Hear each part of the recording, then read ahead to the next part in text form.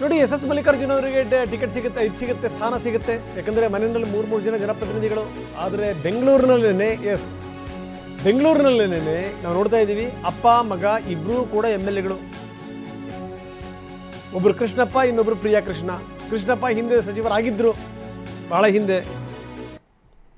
ಈಗ ಪ್ರಿಯಾ ಕೃಷ್ಣ ಅವರಿಗೆ ಸ್ಥಾನ ಸಿಗಬಹುದು ಅನ್ನುವಂಥ ವಿಶ್ವಾಸ ಇತ್ತು. ಆದರೆ ಅವರಿಗೆ ಸ್ಥಾನ ತಪ್ಪಿ ಹೋಗಿದೆ.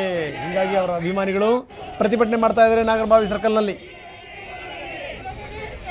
ತೀರಾ ಮನೆಯಲ್ಲಿ ಇಬ್ಬಿಬ್ಬರು ಶಾಸಕರು ನಿರಂತರವಾಗಿ ಗೆದ್ದು ಬರ್ತಿದ್ದರೂ ಕೂಡ ಒಬ್ಬರಿಗಾದ್ರೂ ಸಚಿವ ಸ್ಥಾನ ಕೊಡಬಾರ್ದಾ ಅಂತ ಕೇಳ್ತಾ ಇದ್ದಾರೆ ಅಭಿಮಾನಿಗಳು.